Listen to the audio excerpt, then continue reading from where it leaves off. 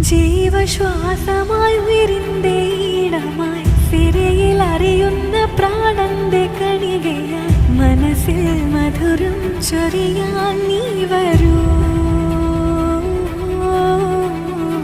Hridayam കുളിരായി തഴുകും then